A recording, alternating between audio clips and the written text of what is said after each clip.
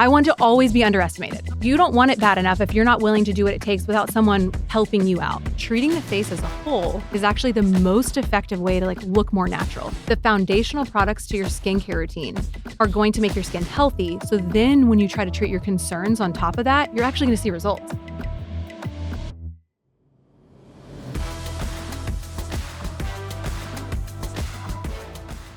All right. So this is kind of a plot twist because we are in studio with Jordan, who we actually went to dinner and drinks with last night and hung out with until 1 a.m. I told you last night at dinner that I did not want to do that because I like to get somebody in the seat first. And now I feel like we're out. It's 2 a.m. We're being debaucherous. My hand gets ripped open. I can't hang. Now I feel like... At 10, you were like, it's time to go.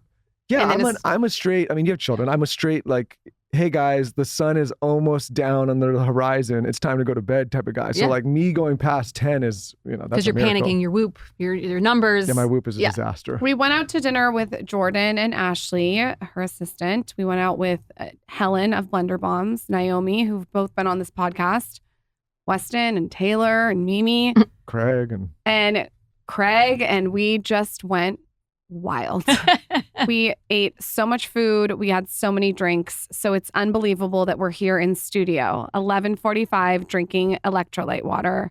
And we're going to talk all things skin, entrepreneurship, mommyhood. You have 4 kids, twins. 4 and under. 4 and under. Yeah. Okay, so let's 4 kids, 4 and under. That is intense. Way back when you're an injector. Talk to us about before you even started the business, when you met Helen and Naomi, you guys became friends. Tell us about that.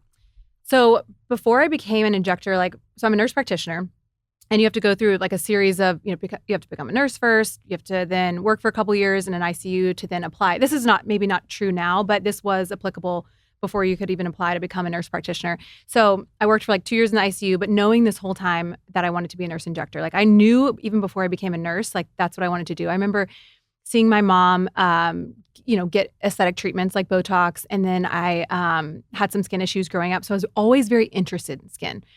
And so then I became an injector, but also... I have to ask you a question. Yes. ICU. What is that like? That is my scariest thing in the world. What? Working in the ICU. That's a big deal. Oh, ICU. Yeah, it's not... I worked in the pediatric ICU and the neonatal ICU, so baby ICU. Yeah, it's I could never do that now, having kids. Never. Too traumatic. What? How do you? It's too late. Yeah, it hit too deep. I was so young then. I was 22, and I feel I don't know. It's you just do it. And then now looking back, I'm that. Yeah, it's too traumatic. I mean, that is that is one of the scariest jobs I could ever imagine, especially the specialty that you were in. Yeah. Yeah. So did you know you knew you wanted to get out of it? Well, I chose ICU because it just gives you a very good experience level. You're treating the most, seriously ill children, kids. And so that's why I picked it. And it just gives you a ton of good experience. And so it just makes you a better candidate. It's the hardest job probably to have. And so it's really challenging, and that's why I picked it. And so does it give you perspective when after you left I feel it's the best thing now, looking back when our kids have issues. Both my husband and I are very relaxed. We're not alarmists. And so it's really helped me just be more calm as a mom. If our kids get sick, or I feel we've seen the worst. I've seen the worst. And so when they're sick, just feel more relaxed. How do you, this is a little off tangent, but I can't believe this. How do you deal with the parents of the kids? Honestly, when you look, I don't know, you just do empathy, really, and I think that's where listening to them, just like you guys do every day, you're really listening to them and trying to put yourselves in that position. And I mean, yeah, because it's emotional. It's something that's so out of control. And so just being there, listening, and then, making sure you're doing everything you can to help them. But yeah, I would say just empathy. Wow. I mean, I feel like Michael might need your tips on how not to be an alarmist. Michael. Kids tubs their toe, and I'm we're going to the ER. Here we go. Zaza had a little fall in the kitchen once, and I thought I was... Well, it's weird too, because I have a boy and a girl now, and I know now you've got to be careful talking about all this, but there's, I feel there's differences, and like my little girl gets hurt and I'm like, we're going to the ER. My son like flops on his head. I'm like, hey, dust yourself off, buddy. tough Like nap. you'll be fine. Yeah. You're still a little alarmy. What's like a tip for him? What should he do? Should he count to 10? Should he take a deep breath? Should he go in the other room? Yeah, probably. Or I just think like, give it some time, because typically like 90% of the time, like your kids are fine. I'm not good. Like if Lauren gets hurt or my kids get hurt, then I may be an alarmist. And I know like I'm calm in a lot of other areas, but those areas I'm not good. But if like something happens to myself, like could be a nail poking out of my head. I'm like, I'll be all right. Just like rub it off. You'll be fine. Michael told me that his dad is a pilot, and he told me that one of the things is when you're landing a plane or when you there's a concern with the plane, exactly you wind how your you watch. described it, right? Yeah. What did he say? No, he said that when something is going wrong, most people, they panic, right? And said like an experienced pilot taught him one time, you stop and like you wind your watch just to like catch your breath and think and like be clear, because the worst thing you can do obviously in any situation is start to panic, right? Yeah. So when Michael gets alarmed, I say, land the plane. And then he's like, wind your watch. Yeah. Land the plane. Yeah. I don't know. Well, I mean, especially as a parent, you're the one who's gonna like kind of keep control. So if you're not calm, I was dropping my little girl off at school the other day, and she was in a new class, and she like started crying, and she was just like scared, like, I don't want to be here. And I like kind of started to tear up, and I was like, get together. Like, I can't be crying when I'm dropping my kid up. Like, that shows her like, why are you crying, mom? Like, are you scared? And so it's like, when you're a parent, you have to like maintain that control, and like, you can't be losing it, or else they're like, you're their security blanket. If you're losing it, then they're gonna like unravel. And truly, like, kids feed off the energy, right? And so like if you're controlling the energy of your household, like some of that, you're just like I'm constantly like coaching myself, especially when my kids are like having tantrums. I'm like, okay, you can do this. Like you have to be the one because otherwise you get wound up too when they're like getting ramped up. No, it's the same thing. I mean, you run a company. I think like if you're a leader in a business, the same thing. Like if the person at the top is panicking, then everyone else is going to be freaking out and panicking as well. Like, makes a ton of sense to me. It's like people look to whoever's in charge of whatever's, like if it's a household or a business, and they're like, okay, I want to measure that person's temperament to see how everything's going. And if you're constantly panicked, then everyone else is going to be in a panic. I say all the time to like our whole team, like if I'm like stressed out, then like what are they going to feel like, right? And I don't really ever feel stressed out because I truly believe like I can figure anything out. And so that's why I try to teach my kids. I try to teach my team that like instead of like that panic mode, taking a beat to be like, okay, I can figure this out. And I heard my little girl say this to me the other day. I was like getting something off, and she was like, it's okay, mom, you can figure anything out. And I was like, yes. And then I said, yeah, and so can you. Because that's like, that builds confidence. It's like, I can figure anything out, and I will figure anything out. What a great thing for Where do you think that comes from? I think my parents. And I think like I think they did a really nice job of giving us like age appropriate,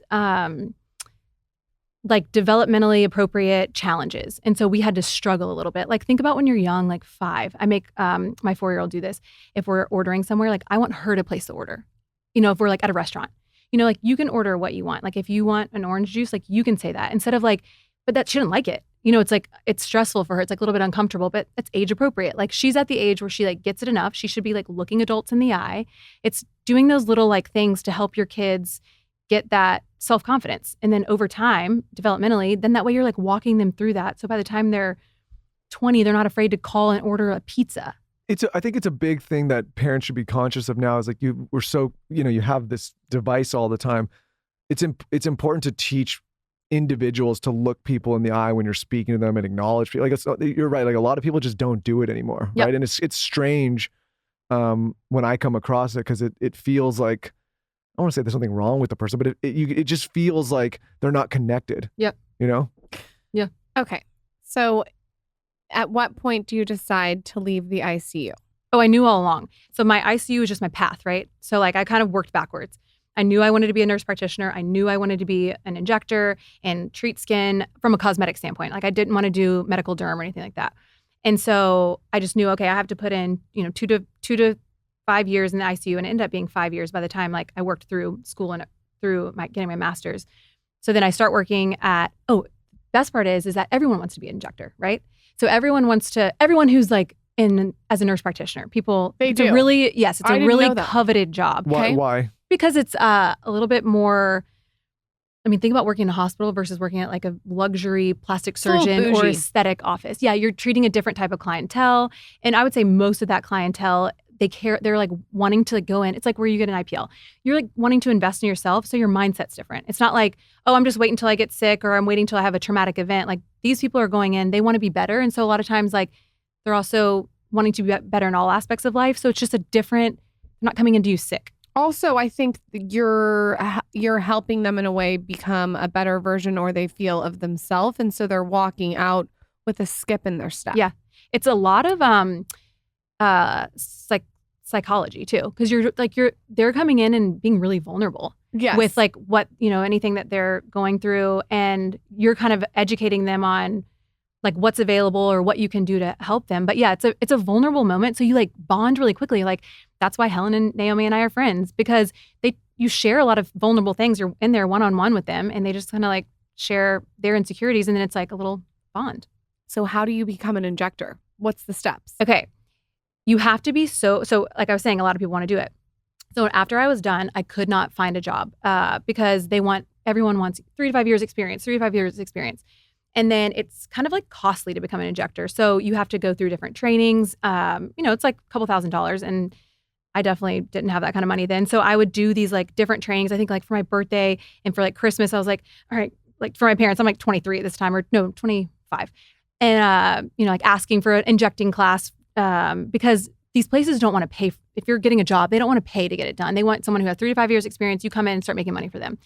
And so I started taking these classes. Maybe they don't want to train you up. Because they just want know. Experience. Yeah, they want you to just walk into their practice and start like bringing in clientele.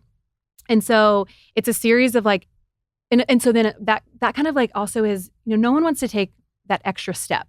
And so that stops a lot of people from then becoming injectors. And that means you don't want it bad enough. Like you don't want it bad enough if you're not willing to do what it takes without someone like helping you out.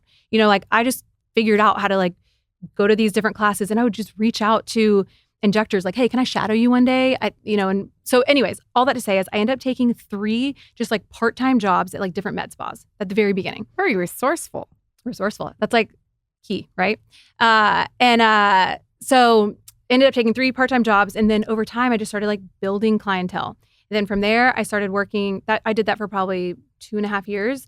And I was making less than like all other nurse practitioners at this point because I wasn't working like a full-time job. But to me, it's like, it's the long game. It's I don't care. Like I know this is what I'm passionate about. So like, I'm willing to sacrifice up front to like get to what I want down the road. A lot of people though don't do that. They don't. They don't want to play the long game. It's so interesting. And I think that it's really cool that you were able to see that. And then when you can play the long game, you trust the process. We just did a whole episode yesterday, just her and I, on 5 mistakes people make earlier in their career. And we were talking along these lines, saying like, people don't want to, they underestimate how much time you can invest early before you have children, before you have obligations, before you have a mortgage, before you have all these other things. And they want this like picture perfect setup. Yep. And they don't realize like as soon as all the other stuff starts, as soon as you become a mom or dad and you get a relationship, like you get torn in 18 different directions. Like you might as well, even if you make less, do all the nitty gritty things in the beginning and struggle a bit because you only have yourself to support at that point. Yeah. Well, I have my husband, because he's in school. So I still have it, but no, he was in school, like dental school. And then he's been doing the process to become like a oral and facial surgeon. But I feel like you guys were taking on that debt while he was doing that, right? Yeah. So we were both kind of, at one point we were both in school. And so this is something I applied to my business later on. But so again, we have we're students, right? And I'm like working as a nurse, like becoming a nurse practitioner. And Cullen is he's wanting to apply to dental school. Well, he played Division I football at Clemson. So he was like football mentality, not school. You would never think, seeing him in college, that he would ever become a facial surgeon ever. Like he took a geology class, totally not into like science or whatever. And so then he has to take all these prerequisites after when he decides to go to dental school. So then we got to figure out how to pay for that. So he got a scholarship for undergrad, and my parents and my grandmother helped pay for my undergrad. So at that point we have no debt. But then when I wanted to go to grad school, my parents were like, yeah, you're married, you're done. Like, we're not helping you anymore. Valid, right? And then same thing with his parents. So then we had to figure out a way to pay for his like school. So that's when I took out like 5 credit cards because we had no money, and just put like 0% interest, put a couple $1,000s on each one, and paid for his like prerequisites. Then from there, then he got into school, and then dental school. I mean, it's expensive. It's like $500,000. Wow. And so of like debt that you're building up. Wow. So, but I feel like we're so young. It's not like we're 80 and we can never work. I'm not afraid about, we don't live in debt, but like school debt from that, it pays off because you're like investing in yourself. So when you took out the 5 credit cards, this is to pay for the school. Yeah. And are you paying for your school are you paying for your med schools? Not you're at 3 different places, you said, but you're not paying for that. That's not school, correct? You're working there. Oh, I'm working. Yeah, 3 no. different places. Yes, that's me working. This is like after school. Okay, got it. Yeah, sorry, confusing. But yeah, so this is like when I'm working at 3 different places, at this point, I'm done with my nurse practitioner. I'm like actually in practice. And then at that point, he's still in school. But I do like what you're saying as far as, valuing like that time that you have. We always think that we don't have time, right? And the more, like the older we get, the less time we truly have because you build in more responsibilities. And I think that we're seeing people, and I'm sure this happens to you guys all the time. Like you see people in the place that you want to be, the level of like success that you want to be at. And so like for my husband, for example, he'll be at like 39 by the time he's done with his residency, everything like that. But when he comes out, he'll be very successful because he's like, but he'll put in 14 years, but people won't see that. Of course not. No, Yeah. what I was saying is like, someone asked the other day if we were to start this now, what we would do, like if we had to start right now. Yeah. And I said, I don't think we could do it now because at the time when we first started, we had no kids. We had a lot of flexibility and freedom to kind of go wherever we wanted, whenever we wanted. We were driving back and forth between multiple cities. We were lugging equipment there was just, now I'll be like, okay, well, I got these 2 kids and I can't just take off for a week or 2 and I can't travel and also maybe I wouldn't have the energy. It's not that I wouldn't have the drive. It's just, we didn't have those obligations. And I was telling people yesterday on the show, is like, of course you can make time and saving of the time. But when I think back when we were single, It was hustle. and we didn't have all these other obligations, we didn't have children relying on us and all these other people, like it was so easy for us to just be like, hey, we're going to drive here tomorrow or get on a plane to the next day. It's like, we can't get that time back now. Yeah. It's too hard. There's 2 kids now. Yeah. So at what point do you meet Helen and Naomi? Are you at one place by this point? Yeah, I'm at one place. So I'm working with like a plastic surgeon's office. And so they had really no injectable practice at the time. And I remember I was like, I know that I can like 3x your business. And they thought it was like so funny that I said that. And I was like, no, I just know it because they didn't see the value. And there's nothing better to me. That's why I love being a woman, like than being underdog. I want to always be underestimated. Oh my God, please go off on a tangent on that. I totally agree. I love it. It's my favorite thing when people underestimate me. It's the best. Go off. Well, no, I just feel like it's like, then there's the expectation. I feel like men these days, like you guys have it worse in the sense of like the expectations. We're very oppressed. Yeah, I feel really bad for you guys. It's true. But there's I've been nothing waiting for better. more people to talk about it. There's nothing better than being an underdog because you can just be free under the radar. Like as the bigger you get, the more like, pressure obviously that you have. But anyways, I remember saying that to him and that's exactly what I did. It's like a crocodile, right? A crocodile, you can only see their eyes in the water and you think they're like just looking at you and then they open their mouth. That's my favorite thing. But no, you're right though, in a way. I get what you're saying. Like there is maybe not, again, I'm joking about men being oppressed, but there's not the same kind of pressure because maybe, at least in this situation you're in, the expectation was like, okay, like let's see what you can actually do. Where if maybe a guy comes in there and says you can 3x, like there's a lot more maybe implied pressure on that person. Where for you, it was like, holy shit, she actually just did this. And it's a pleasant surprise. Yeah. So at that point, okay, so I'm in the office and I'm treating patients. And this was like, and like I was telling you last night, like I don't really feel like I'm that creative of a person, but you actually called out like it's a different type of creative. I just don't think of myself as like Ashley helped design all this like beautiful packaging. Like that's not me, but I feel like I can hear someone's like issues and like hear their problems. And I think that's why I loved treating patients in office. And it gave me the idea for Barefaced because when I see and listen to people, like I can create a solution to the problem, but I'm not going to sit there and like create something out of nothing. Like they're giving me that kind of, I'm just listening and then I can be resourceful and figure out how to help, like how to be of service. Yeah, but you need that. You need that. Why it's so interesting to me, though, what you've done is because you were a practitioner of it, but you also were simultaneously, subconsciously collecting data. Yes.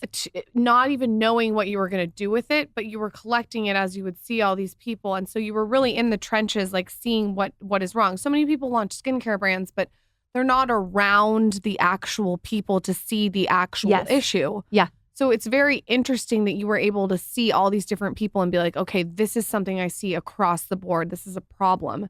And it looks like you solved it. So I want to know, though, before we get into Barefaced, I want to talk about injecting. Okay. So what makes a good injector? I love this question. And this is a question I get like asked all the time because Mimi asked me last night because she was like, what do you think I should do? Like what treatments? And what you need to do is before you think about what treatments you need to do, this is applicable to anyone who wants to get injections.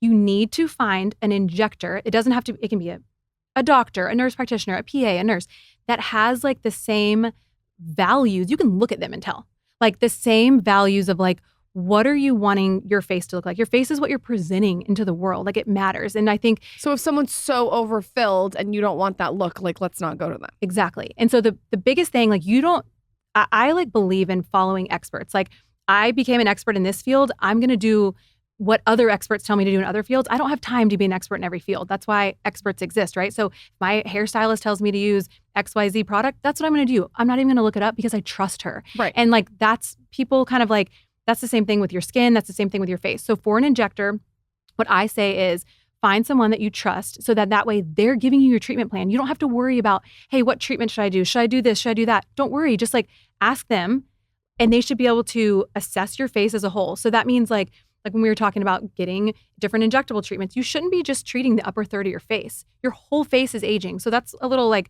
it's a miss if you're only treating like one section. Treating the face as a whole is actually the most effective way to like look more natural. And people get a little bit intimidated by that if you're not familiar with injectables because it feels like you're over treating. So I just had some injections done about like a month ago. And people are like panicking because I just post about the whole thing. It's not embarrassing to me. I don't think it's embarrassing either. But it's a personal choice and you don't have to do it if you don't want to. And I think where it becomes an issue is when people lie blatantly. Right. And they're like, I've never touched my face. And it's like, that doesn't add up. Yeah. Yeah. So to me, what makes a good injector is like treating the face as a whole. Like the face is aging and having that perspective where so many people, the first thing they're going to do is get lip fillers. Well, that's a miss because what's happening is for most people, unless you're like 25, you are having volume loss around like your bony prominence. Yes. Temples are something that people never think of. It is so life-giving. I just had my temples done and I'm like, I'm back. I am back. Yeah, it's such a subtle thing, but it does. It's so funny because I look at my daughter and I'm always like, her face is obviously youthful. She's 3 and her temples are so full. And I'm like, that is a good place to get filled as you age. Yeah. Michael, let me see your temples. You can use a little filler. Yeah. Maybe like right up. Yeah. I'm falling because apart also over it here. lifts the eyebrow up and it lifts the face up a little bit. And I also think it brings the eye up. You can't look at me right now after keeping me up till 2 a.m., all right? Feeding me all sorts of ranch waters and now you're judging my face. Might have been 3 a.m. in our room. Might have been 2:07 in our room. 2:03. Whatever it was. Okay, so the Give me temples. A for effort. A for effort. The temples is such a missed area. Okay. Because what's happening is, so if you go into an injector and you're telling them what you want and they do it, I wouldn't go to them. Like, I think it's important to share as a patient. Wait, say that again. So if I'm coming in as a patient and I'm saying, hey, I want to get my lips done, there's like, okay, I'll do that. No, that's not a good injector. A good injector is like, listens, you're empathetic, you hear like what they're saying, but you don't do what they're saying. That would be like going in and saying, going into the doctor and saying like, you know, I have high blood pressure. This is the medication. This is the dose I want. This is what you're going to give me. You don't do that. You go in, you allow them to do an assessment on you, and then they provide your treatment plan. Somewhere along the line, skincare and like the aesthetic industry has become like where it's patient directed, and that's just like a miss. Like our face, our skin is an organ. Like why are we treating like we as in like the lay people? Why are the lay people treating their skin themselves? Like that's why experts exist, so that you can have guidance in your skin. That's why they exist, so that you can have guidance with your injectables. So it's such a miss to go in and like, oh, hey, I want to get my lips done. No, then you don't. If they say yes without doing anything else, like that's not someone who's a good injector. They're just trying to fill their schedule. Yeah, most of the people, we've had a lot of people on the show, whether it's doctors or beauty experts or injectors, and most of the people that have had success in this career, like you go and see these people and they won't let you do that. It's like they will tell you, no, I'm not comfortable doing that, or no, I won't do that. Or like, before we do it, you got to think of like your face. We do this with skincare too. Like the philosophies are pretty much the same. Like it's a foundation. You're building a house, right? If you skip a foundation, what's your house? Same thing with your skincare. You're building a foundation. If you do not have the foundational products in your skincare routine, your skin's not going to be healthy. So you can be there sitting, it's like trying to treat all your skin concerns. But if you're not like, it's like saying, I'm not going to brush my teeth every day, but I'm just going to go to the dentist once every 6 months. Like the foundational products to your skincare routine are going to make your skin healthy. So then when you try to treat your concerns on top of that, you're actually going to see results. And I think that's such a miss because people are told like, use this one product for this. Well, it's like, how is that going to work if you don't have healthy skin? You have to have healthy skin. Like, how are you going to get in shape if your body's not healthy? It all goes hand in hand. It's almost like going to the gym for your skin. Yeah, I think of skincare as like a workout for your skin, or like multivitamins for your skin. How do you become one of the biggest injectors where you work? Because everyone who I've talked to about you has said that you were like an all-star injector. I think natural results. Natural results. And I think what I do, I love educating a lot. And so I love sitting, because I feel like for me, if I can knowledge is power. If I can understand something, then I can make a decision like, is this the right fit for me or is this not? So I feel like I'm never trying to sell anyone anything. Everyone should just make their own decisions. Get what you want to get. Like I feel like I love education because I feel like it brings life. And then that way they can decide, okay, this is the treatment plan or this is the skincare that I think X, Y, and Z, and I can back it up. I'm not sitting here like making stuff up. And then they can decide, hey, this is what I want to do. This is what I don't want to do. I think though that everyone behind your back to say how good you are is a rare thing. I mean, but do you get like, I get like obsessed. Like I can't have something not be my person. You know, when you're like into something, I'm like all in. So it's like, this is my personality now. And so when I became an injector, like I took every single injecting course on it. I just kept like perfecting the practice, and it's never perfect and you're always learning. But I think being obsessed with your craft is going to make you a better injector. So you said Helen was someone who was the catalyst in you launching your own product. And I know you launched with $5,000. So tell us that story. Okay. So so Helen was like the one who encouraged me, who was just like, just do it. Why aren't you doing this? Because I kept telling her these ideas. But being at working as an injector now I've been in the industry for over a decade, but I was just listening. I spent like basically the first 3 years just listening to patients. And that's where I started to see the need for, okay, people are so confused about what to use on their skin. And it wasn't because they weren't willing to invest in their skin. It's just because they didn't know what to use. So people were coming in spending thousands of dollars on in-office treatments, but they had no solid skincare routine. Right. So it's like, you're not going to that's not going to play out. Like, again, it's like, that's like not brushing your teeth every day, but going to the dentist and expecting to not have like a bunch of cavities. Like you have to do your daily skincare. That's just like the foundation of healthy skin, and then adding in, office treatments or whatever on top of that. So I started to see that need, and I just started posting it on Instagram, and I started posting just like questions and or answers and education on skincare. And I really did that just to build my clientele, because I was just showing before and afters and educating on skincare. And so then from there, again, just like listening, I spent probably 5 years just listening to my community, hearing their problems, questions, concerns. So by the time I even launched a product, I knew it was going to be successful because it wasn't my idea. It was just me listening, not only in office, I treated thousands of patients in office, listened to thousands of people online, hearing their like concerns and questions with skincare. So I was like, no, I can just fix this, create a simplified routine that's results driven, medical grade, and solve this problem. So I didn't even feel like, so I went back to had no money. I went back to the credit card strategy. I didn't even think like investors like that. I don't even know how to approach that. And I think it's important for you to talk about, because there's a lot of people that listen to this show that have an idea for business, and they think, I just did this article, and it's like people think they need so much money to launch something, and then they like, I don't have that, so I'm just not going to do it. Yeah. So I took out a couple credit cards. By this point, I've already paid off all my other credit cards. Definitely don't want to have a bunch of credit card debt. Took out credit cards, and that way I was able to pay for like talking to our chemist, getting our like first kind of like order locked in. But that wasn't enough to like place the first order. So I just did pre-orders. What do you mean? So you went on your website and you said, I don't have this product, but I'm going to do pre-order. Yeah. Is that what And you so mean? you- Yeah. they So were- your audience came together and pre-ordered it. It was mind-blowing, actually, because so at this point, I've been giving to my community for Instagram community and like in office, but really I started selling on Instagram. So I just had a blog and I just would put blog posts out there, education on skincare. And I just was going to sell my products in office. But then I had so many people online being like, wait, I think I want to get those products. The crazy thing is I didn't know anything about business and I never intended to really start a business. I just was like thinking, oh, this can be a solution to like what I'm seeing in office. I can offer these like small curated products. But then it was like became so much bigger and I just kept seeing the opportunity and like leaning in. So when you do the pre-order, how many pre-orders did you get? Like, was it crazy the amount?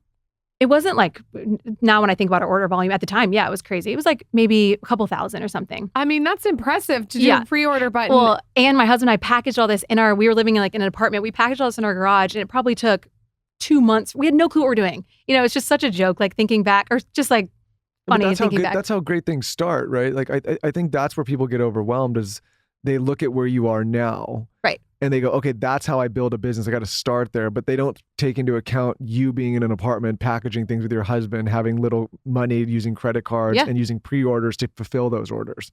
Right. And there's a lot, not to say it's easy, but it's doable. It's doable. Yes. My story's not that cool. That's when I was like, guys, set your expectations low. Like, but it's like cool. But it just is like a true tale of like, just be consistent.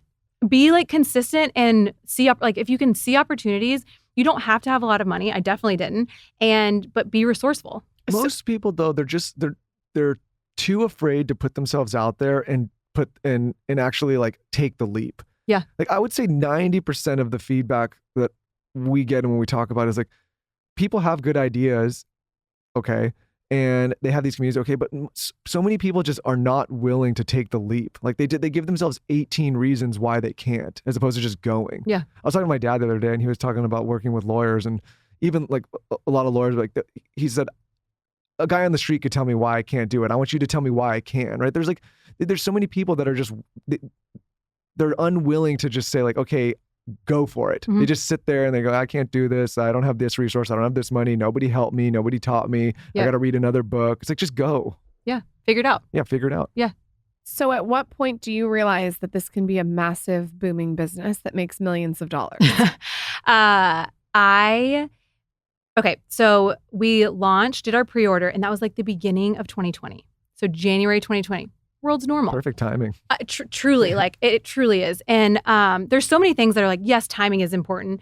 Yes, like resourcefulness, it all builds up. So that's why it's like whenever I feel like someone asks me for, I want to build a business one day or I want to do this one day. If you don't know what to do, the best thing you can do is just keep working on yourself. And so I feel like with that, I didn't know really what to do, but I just kept like perfecting, what the business was, what we were doing. And so with the pre-order strategy, got those orders out, and then I just had it like password protected because at this point I don't have enough inventory to really like support what's going on.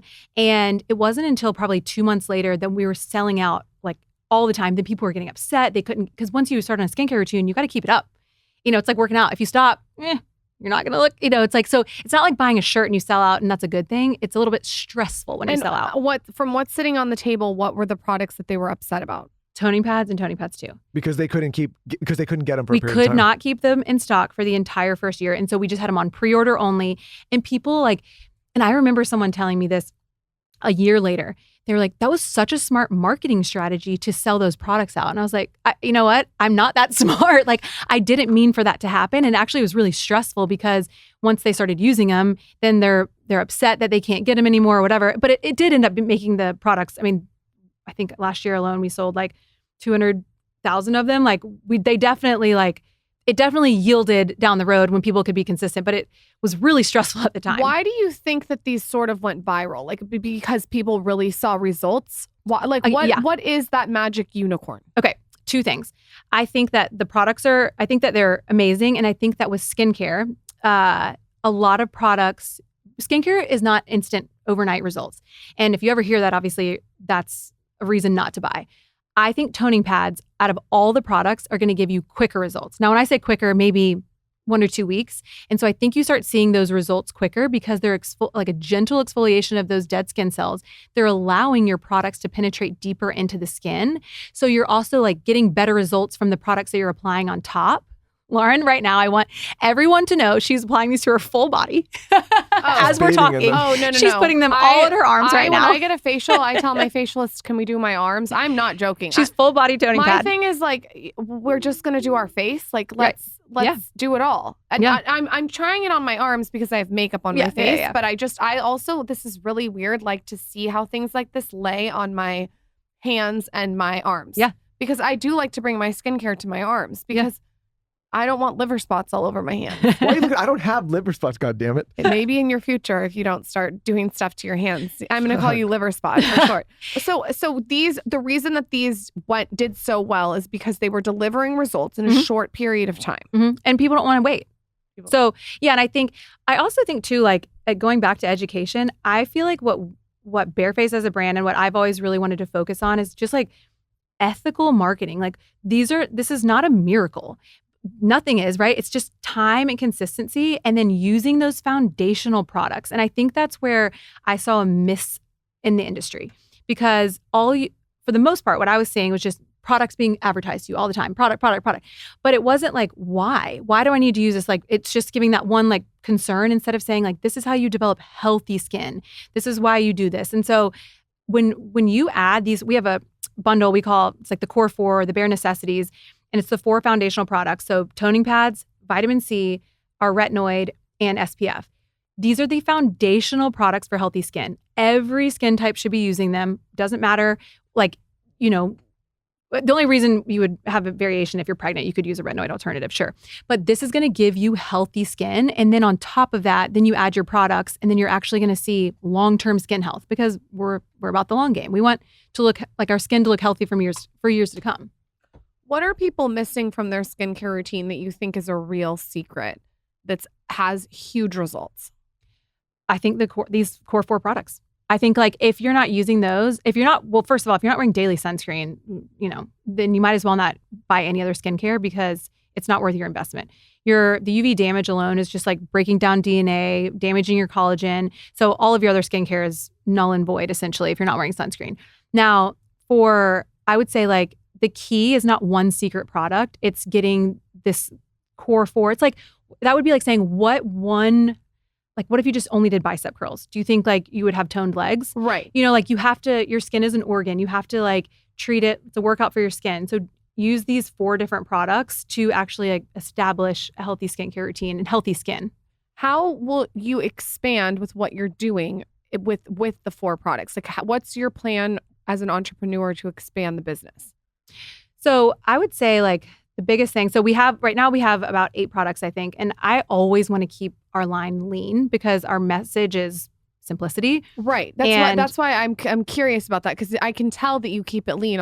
Some people are trying to sell you every single different thing for every single different facet, but you do have a lean business. Yep. And that's like one of the reasons why we don't have an eye cream. Like I only want to bring products. The industry itself is confusing, right? The skincare industry is vast. And I only want to bring products into the industry that are either, I can say, okay, this is best in class or this is innovative. And so we had an eye cream like that I had formulated. This is probably, I don't know, a year and a half ago.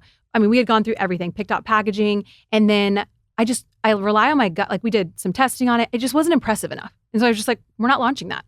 Like that's not a good representation of our brand. And that's a hard thing. Like, obviously you invest, we were saying last night, you invest a lot of like time, energy, like money, resources in these formulations and these products. But again, you have to stay true to your brand. And I know like, if I am giving something out into the world, I have to sleep at night, right? I have to make sure that this is going to be something I can say, this is best in class. Otherwise, like, I don't want to waste people's money. I think of this as like an investment in your skin. And to me, like, it's just another way of like taking care of you as a whole. And so like, you don't want to be just sold products just to have products. Also, the whole manufacturing thing is such a nightmare. It's finding a manufacturer is like finding a husband. I mean, and you have to micromanage everything. Otherwise, they want to give you a product that's, and this is why I love these more like independent, I guess, brands or startup brands, because I'm all over it.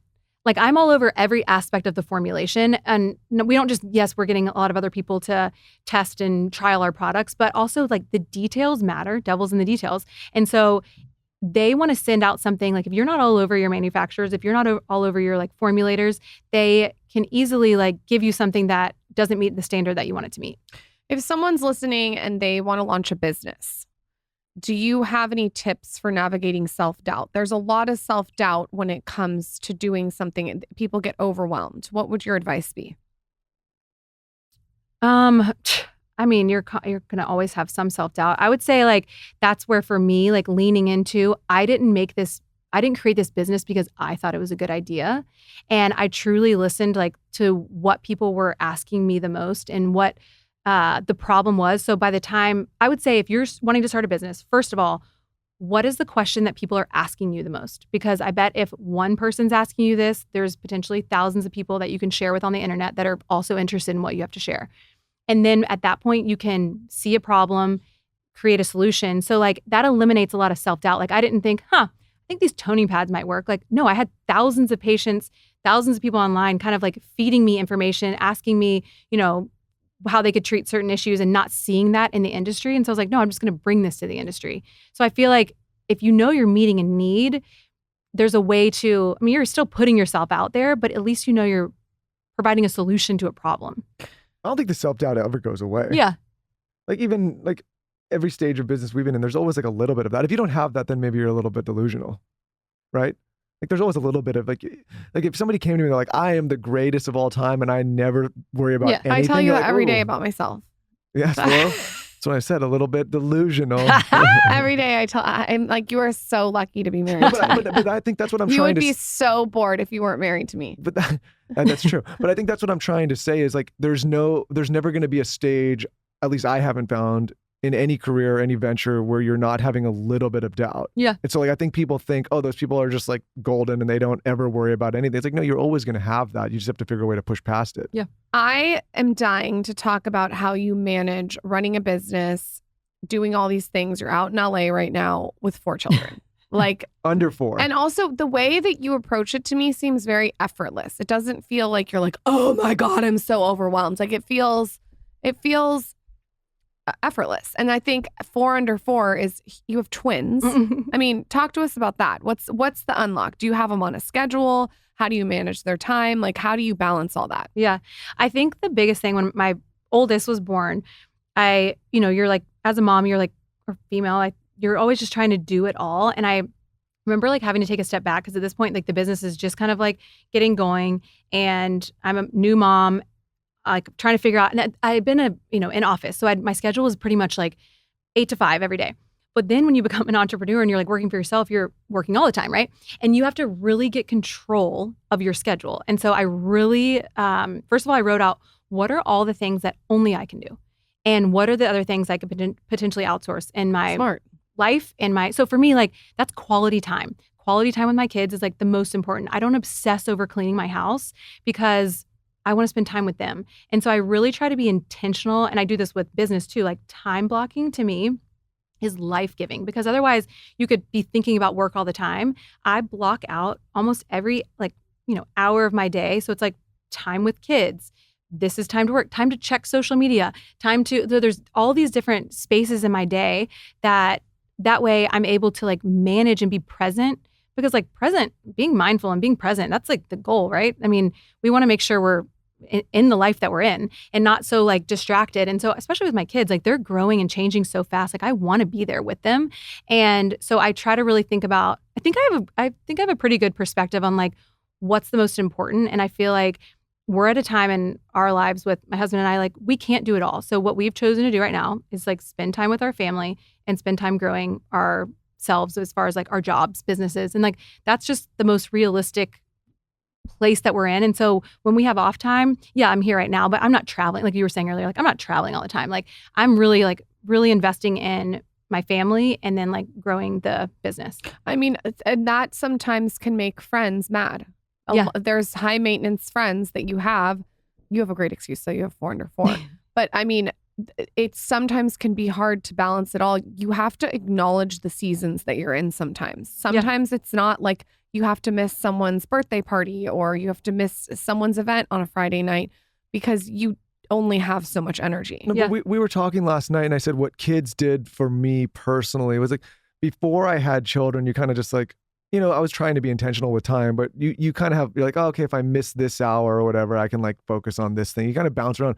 I think having kids, it created these kind of restrictions around my time, not in a bad way, where if I have an hour, I'm very focused in that hour. Now, like after we're done today, we're driving back to go be with our children, right? And so like when I'm up here, it's like boom, boom, boom, boom. Yep. I'm going to get everything done. Where before, if I didn't have that obligation, not to say children aren't tough, but I would have been like, oh, okay, well, maybe I can miss this hour, Totally. go over, kind of float around here. Now I have to be very focused and intentional with everything I'm doing. I try to look at everything as, is this worth being away from my kids? Is this moving a needle? And if it's not, it's a no. Yeah.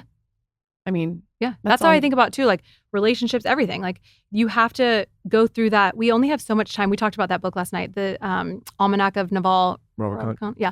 Like he puts that in such good perspective on like how to spend your time, because time is the only thing we have. So I try to think of things and, you know, how we spend our money is like, okay, is this like a good spend of our time? It's not just and that's what kids do for you. I feel like they make you be more intentional with your time, which is amazing. I've been more productive since I've had kids than ever before. Yeah, and in a weird way, it gives you a greater reason beyond yourself to do something. I know that sounds strange, and I think until you have children, you can't maybe relate to that. But for me, you know, obviously Lauren and I are trying to support ourselves. But once you have children, like, okay, now I'm supporting a household and a legacy of children.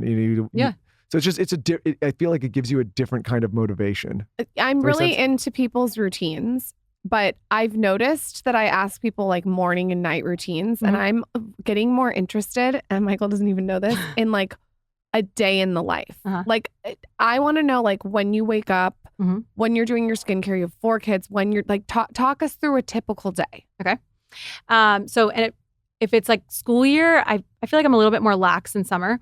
But if it's like during the school year, typical day would be like, I'm trying to wake up at least 30 minutes to an hour before my kids to have like some me time, grounding time. Great advice, but Jesus, it's hard. Yeah, it's really hard. But what I ask myself in the morning when I don't want to get up, I'm like, what would a successful person do? And I'm like, yeah, a successful person would get up. And I like challenge, I don't know if you guys are like on the Enneagram at all, but I try to like, there's different phrases that I just tell myself all the time, like different things that will like give me that motivation. I'm like, all right, what would a successful person do? Okay, they would get up and get going. Or I'll tell myself all the time, like if I don't think I can handle something, like you can handle this, I can handle this, I can, like just repeating these like mantras. No, it's smart. When I found out I was having twins, after my complete breakdown, I just sat in my car for an hour and just repeated like, I can handle this, I can handle this. And then I was like, handled it and then you go. You're just like, because what's the other option? Are you not going to handle it? Like, what are you going to do?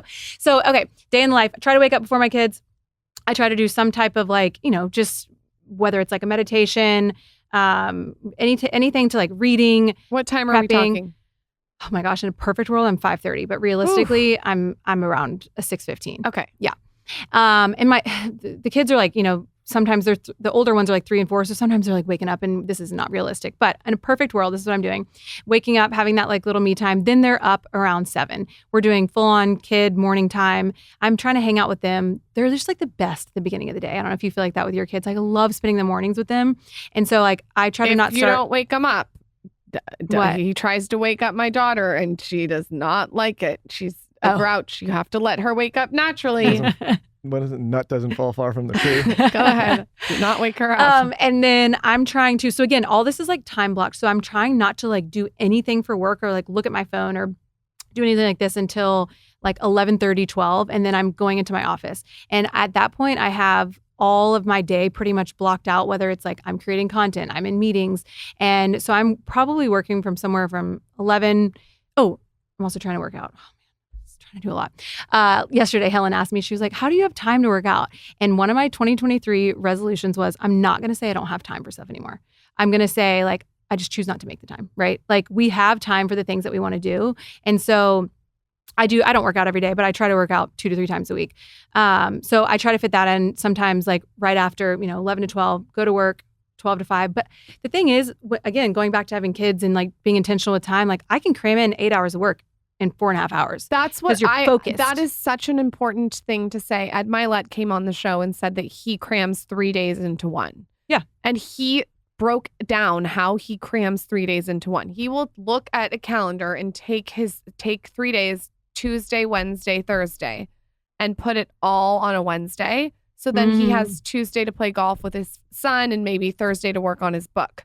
And it actually does work if you do it right. Yeah. Well, people aren't really honest about how they actually use every hour of their day. Well, time in transition, something I have noticed, time in transition when you're in a car and you're sitting there I'm just gonna stay for 5 minutes and look at my phone. No, the time in transition is so important to be intentional about, because it's a really easy way to waste a lot of time throughout the day.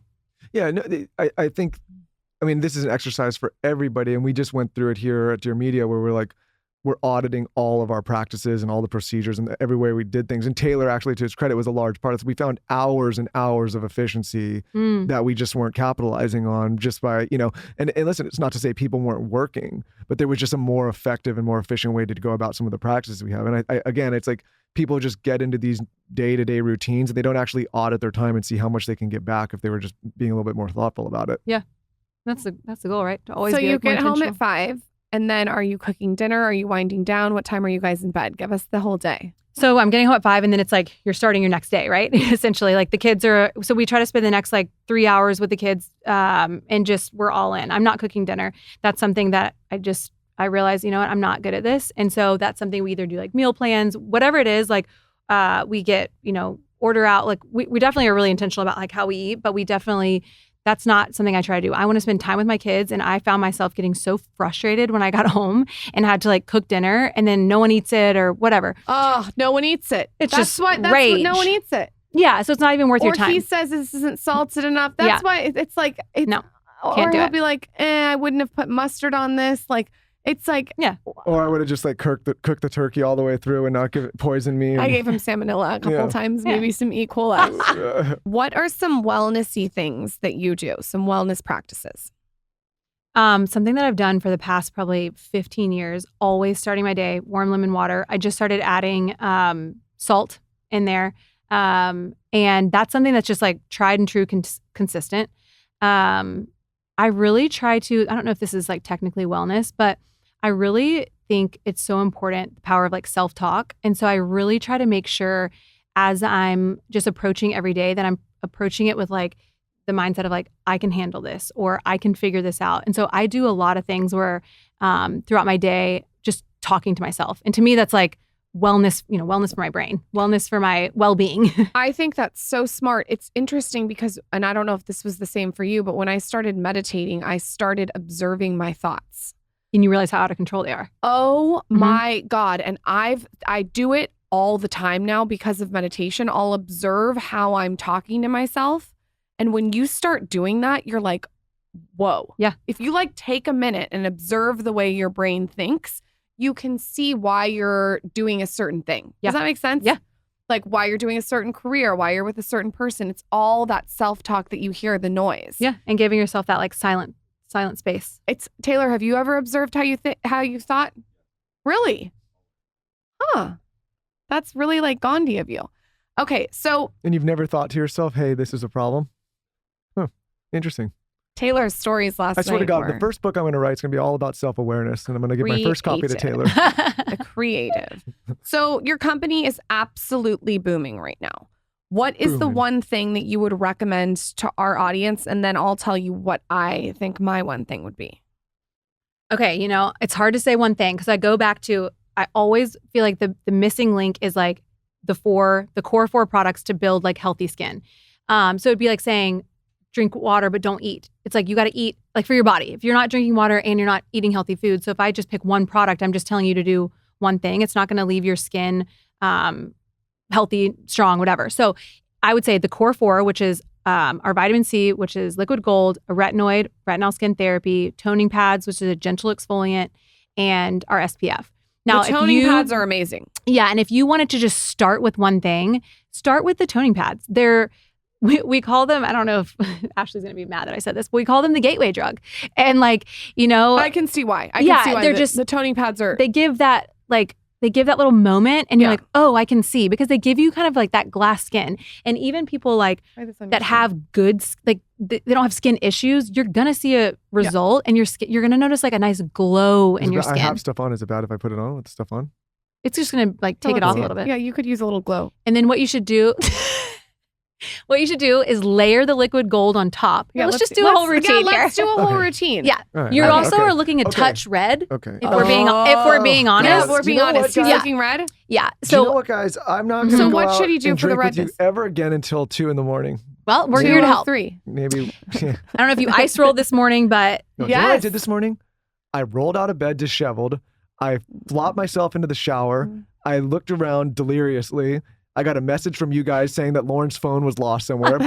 I put myself together and I ate a stack of pancakes and rolled into here. Yeah, but he's such an asshole because as I'm running out the door, he's like, I'll have 4 soft poached eggs, no salt, no oil, I forgot I had and a these. stack of blueberry pancakes so I with rub a this fucking everywhere. mint tea. yeah. So this is your this is like your prep step. So easy on the eyelids. Oh, don't do the eyelids? Oh God, it's well, kind it'll sting. Okay, the next thing I want you to do is pop over the liquid gold. Wait, why is he a little red? Is the question. It's hard to a know. bunch of women talking shit to me about my skincare. You might have honestly a touch of rosacea. Well, I just got a gnarly sunburn. You did? Yeah. Yeah, a big one. And, Yeah.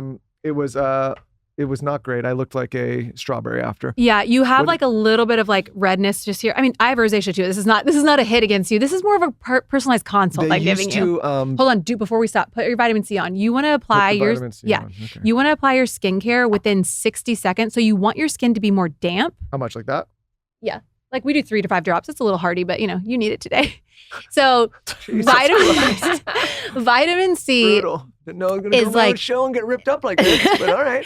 Vitamin C is like your antioxidant powerhouse. It's going to protect your skin from premature aging. It's going to boost the Feels pretty efficacy nice. of your sunscreen. But now I wait a little bit. No. Now I want you to apply Overachiever. This is one of my favorite. This is the product. This and our retinol I'm like most proud of because they're so unique in the space.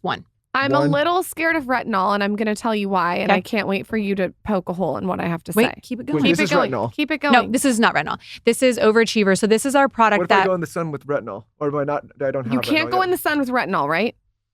it's not great, but I mean, why would you? You're really supposed to use retinol or retinoid at night. But I'm not using that right now. No. Oh, yeah. So.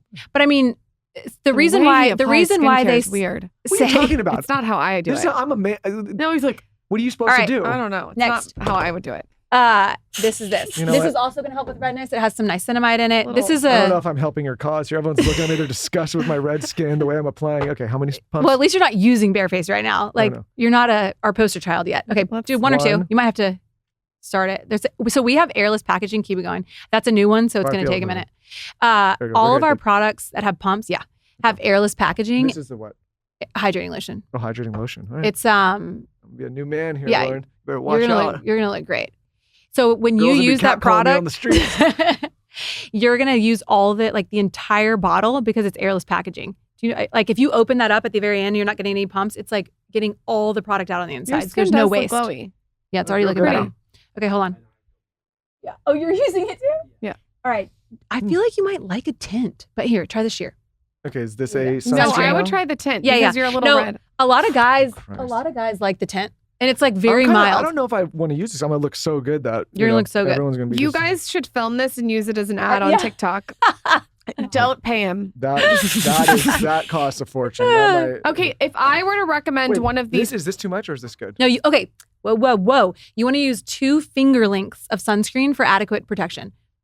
You could probably honestly use more, but you rub it in. So that tinted has iron oxides in it. Iron oxides. Oh, you know how you're saying you have melasma? You have melasma, Lauren? yes, You need to make sure you're using a tinted SPF. And I don't know if you do, but I don't. I Just use. rubbed in? Well, I do use tinted SPF, but Oh, I'm he's going to try getting caught yours. in my beard. a little bit. Keep going. Ooh, You got a little bit on I the can't nose. see. Normally I have a mirror for this. okay. Okay, so Okay, That's a big. but the clump tint in looks good, eyebrow. doesn't it? Yeah, the tint looks good. Yeah. It took the Let me see how redness I- out. Can't even see my camera. Right here.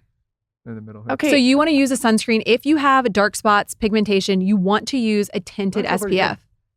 My hangover went away. If I'm going to recommend one thing, I'm going to definitely recommend the toning pads, just because, like I said, I like how they lay on the skin. Your skin does look. Yeah, way look at the redness. You know what's good is I got to go better. on camera after this. I guess Yeah. I'm doing some TikTok promo for this There you go. dear media thing. But TikTok promo. Yeah, It does look better. Tic-tac. Okay. Tic-tac-toe. Okay. Yeah, no, So I'm can we camera ready give now. can we give the audience a code? Yes. Okay. Code skinny. And we can do a giveaway. Code skinny. For what off? What did they get? Oh, 15%. Code skinny for 15% off. Go shop these magical toning pads. You're selling fucking 200,000 units a year. People are harassing you I love them. to get the, I mean, Gateway you drug. started this out of your home. It's really incredible. I feel like, can you make body pads or can we use these on the body? Oh, you know what I too? love for the body? Glow peel pads. Okay. So I if was you gonna have ask. like KP, keratosis pilaris, or rough skin, I use these on my body all the time. Also, if you have body odor, like under your arms, so what I do is use the toning pads on your full face, neck, chest. You know, you can use them on your arms. You can use them on your underarms. Like Helen this morning, all over. Like you use them all over. They're gonna help with body odor. You might be and- Michael's new best friend. You're gonna love these pads. You know what's weird, Guys though? love these I don't have pads. body I odor? don't have body odor anymore after I got my implants out. Interesting. Yeah, because they're right next to your armpit. Mhm. That's a different podcast for a different story. Yeah. I But smell delicious always. I'm smelling delicious lately. As of late. I've had my moments though. Okay, so we're gonna do a code skinny for 15% off. Go shop the pads, and then let's do a giveaway. Can we give away the entire line to someone? Yes. Okay. Love that. All you guys have to do is follow. Jordan Harper _NP and at Barefaced. Perfect. I love this episode. I think that it's so inspiring what you've done. Helen and Naomi need to get out of bed. We got to go wake them up and drag them to the pool. Yeah. Thank you so much for coming on. Where can everyone find you? Pimp yourself out. So I am at Jordan Harper _NP, like nurse practitioner. And our product line is at Barefaced. And then we're barefaced.com. And I just want to say, we're all champions that we did this show today because we're on 4 hours of sleep. Yeah. And we crushed it. Yeah. I'm on 3 hours Total and pros. 54 minutes of sleep. Total pros. Yeah. Thanks, guys. Thank you.